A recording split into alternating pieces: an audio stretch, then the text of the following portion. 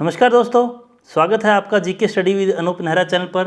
अगर आप चैनल पर पहली बार हैं तो प्लीज़ हमारी वीडियो को लाइक करें, चैनल को सब्सक्राइब करें, बेल आइकन को दबाएं ताकि आपको जैसे ही वीडियो अपलोड होती है नोटिफिकेशन आ जाए। अपने दोस्तों को भी शेयर करें। और चलिए आज की वीडियो शुरू करते हैं। पहला सवाल कि 2019 से 22 के बीच मोटापा कितने % बढ़ा है भारतीयों में एक रिपोर्ट के मुताबिक। तो इसका सही जवाब है ऑप्शन 3, 50%। तो अपोलो द्वारा एक सालाना health of the nation report जारी की जाती है और उसमें रिस्क फैक्टर जैसे कि ओबेसिटी और डाइसलिपिडेमिया जो कि कोलेस्ट्रॉल इरेगुलरिटीज़ हैं उनको बढ़ावा बताया गया है 50% और 18% रिस्पेक्टिवली, 50 और 18%। और जो मोटापा है, ओबेसिटी है, वो 45 ईयर्स ऑफ एज के लोगों में से अब नीचे के लोगों में 43% है और 45 ईयर्स ऑफ एज से 45 वर्ष से ज़्यादा उम्र के लोगों में ये 60% से ज़्यादा बढ़ावा बताया गया है। हालांकि आप जानते हैं कि हेल्दी स्लीप जो है वो, अच्छी नींद जो है वो एक इम्पॉर्टेंट इंडिकेटर है कि ओवरऑल हेल्थ कैसी है किसी इंसान की। और इस रिपोर्ट ने ये भी दावा किया है कि 60% लोगों में डाइजेस्टिव इरेगुलरिटीज़ हैं। ठीक है। Second question is world homeopathy day ये सालाना किस दिन मनाया जाता है। तो इसका सही जवाब है ऑप्शन 3, 10 अप्रैल को। तो हर साल 10 अप्रैल को वर्ल्ड होम्योपैथी डे मनाया जाता है और ये किसकी बर्थ एनिवर्सरी मनाया जाता है? डॉक्टर सैमुअल हैनेमन की, जो कि एक जर्मन साइंटिस्ट थे और उन्हें फादर ऑफ होम्योपैथी से जाना जाता है। और इस मौके पर मिनिस्ट्री ऑफ आयुष के अंडर में एक central council for research in homeopathy जो है वो साइंटिफिक कन्वेंशन का ऑर्गेनाइज कर रहा है। और ये जो साइंटिफिक कन्वेंशन है इसका जो थीम रहेगा वो रहेगा होम्यो परिवार सर्वजन स्वास्थ्य, one health one family. Question number 3, कांति वेलुगु प्रोग्राम ये किस स्टेट गवर्नमेंट का इनिशिएटिव है जिसके अंडर में 1 करोड़ से ज़्यादा एक करोड़ लोगों को की आंखें चेक करने का एक माइलस्टोन स्थापित हुआ है। तो इसका सही जवाब है ऑप्शन 3, तेलंगाना। तो तेलंगाना की स्टेट गवर्नमेंट ने एक इनिशिएटिव शुरू किया है टू प्रिवेंट कंट्रोलेबल ब्लाइंडनेस, वो ब्लाइंडनेस जिसको कंट्रोल किया जा सकता है उसको रोकने के लिए, जिसको कह रहे हैं कांति वेलुगु प्रोग्राम। और इसमें उन्होंने 1 करोड़ लोगों की आंखें चेक करने का एक माइलस्टोन बनाया है। और इसका जो सेकंड फेज़ है वो 19 जनवरी से लेकर 15 जून तक चल रहा है। और जो हेल्थ स्टाफ है वो 18 साल से ज़्यादा लोगों की कांति वेलुगु कैंप्स जो हर गांव में, हर ग्राम पंचायत में इस राज्य की स्थापित किए गए हैं, उनमें इंडिविजुअल्स की आंखों की स्क्रीनिंग करते हैं। Question number 4, order of the white eagle तो ये पोलैंड का जो हाईएस्ट अवार्ड है इससे किसे नवाजा गया है? तो इसका सही जवाब है ऑप्शन 4, वोलोदिमीर जेलेंस्की को। तो यूक्रेन के प्रेसिडेंट है वोलोदिमीर जेलेंस्की, उनको order of the white eagle Poland का हाईएस्ट अवार्ड है उससे नवाजा गया है। और ये अवार्ड उनको उनकी एक्सेप्शनल सर्विसेज में दिया गया है जिसमें उन्होंने सिक्योरिटी, रेजिलियंस और ह्यूमन राइट के प्रोटेक्शन के लिए कदम उठाए।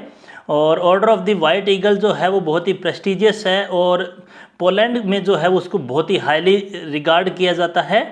और ये आउटस्टैंडिंग सिविल और मिलिट्री कंट्रीब्यूशन अपने देश के लिए या फिर किसी भी देश के लिए करने के लिए उसको दिया जाता है। इसको सबसे पुराना और हाईएस्ट डेकोरेटेड अवार्ड कहा जाता है पोलैंड का, जिसकी हिस्ट्री जो है वो 14वीं शताब्दी से कहते हैं कि इसको दिया जा रहा है, उसके पहले के भी सबूत मिले हैं। क्वेश्चन नंबर 5, जगन्नाथ महतो जिनको टाइगर महतो के नाम से भी जाना जाता है और उनका देहांत हो गया 56 वर्ष की उम्र में, तो वो किस राज्य के एजुकेशन मिनिस्टर, शिक्षा मंत्री थे? इसका सही जवाब है ऑप्शन 3, झारखंड के। तो मिस्टर महतो जो कि 4 टाइम JMM से MLA रहे हैं झारखंड मुक्ति मोर्चा से, डुमरी ये एरिया है गिरिध डिस्ट्रिक्ट का, वहाँ से, और झारखंड के मिनिस्टर थे। तो वो उनका देहांत हो गया 56 वर्ष की उम्र में। तो मिस्टर महतो जो कि एजुकेशन और लिटरेसी के मिनिस्टर थे, उनको चेन्नई से पिछले महीने ही हेल्थ कॉम्प्लिकेशन की वजह से एयरलिफ्ट किया गया था चेन्नई के लिए। जगन्नाथ महतो जिनको कि टाइगर महतो के नाम से भी जाना जाता है या फिर टाइगर जगन्नाथ दास के नाम से भी जानते हैं लोग, वो एक कैबिनेट मिनिस्टर थे और झारखंड के एक पॉलिटिशियन थे। उन्होंने लेजिस्लेटर के तौर पर डुमरी विधानसभा डिस्ट्रिक्ट से, जो कि झारखंड मुक्ति मोर्चा पार्टी के लिए वो लड़े और उस वहाँ से वो इलेक्टेड हुए। Question number 6, national rifle association of India NRAI के प्रेसिडेंट के तौर पर किसने कार्यभार संभाला? तो इसका सही जवाब है ऑप्शन 4, कलिकेश नारायण सिंह देव। तो कलिकेश नारायण सिंह देव, जिन्होंने कि सीनियर वाइस प्रेसिडेंट का पद संभाला हुआ था पहले, उन्होंने अब प्रेसिडेंट का पद संभाल लिया है NRAI का, national rifle association of India का। और ये जो चेंज है वो तब हुआ जब जो पिछले प्रेसिडेंट थे रनिंदर सिंह, उनको लंबी छुट्टियों पर भेज दिया गया, जब स्पोर्ट्स मिनिस्ट्री ने एक डायरेक्टिव इश्यू किया कि head of the national sports federation NSF के जो लोग हैं वो 12 साल से ज़्यादा किसी भी पद को नहीं ग्रहण करके रखेंगे, जैसा कि नेशनल स्पोर्ट्स कोड में लिखा गया है। और NRAI, national rifle association of India, जो है वो एपेक्स बॉडी है शूटिंग स्पोर्ट्स की इंडिया में, और इसकी स्थापना हुई थी 1951 में। क्वेश्चन नंबर 7, नाथुला एक माउंटेन पास है, एक पहाड़ी दर्रा है, जो किस स्टेट या यूटी में है? तो इसका सही जवाब है सिक्किम, ऑप्शन नंबर 1। तो नाथुला जो कि एक माउंटेन पास है डोंगका रेंज में, हिमालय के, जो तिब्बत और इंडिया असम के बीच में पड़ता है और वेस्ट बंगाल में। तो पिछले महीने ही ईस्ट सिक्किम के नाथुला एरिया में एक बहुत ही बड़ा एवलांच आया था, जिसमें 7 टूरिस्ट की मृत्यु हो गई और 1 दर्जन से ज़्यादा इस एवलांच में घायल हो गए थे।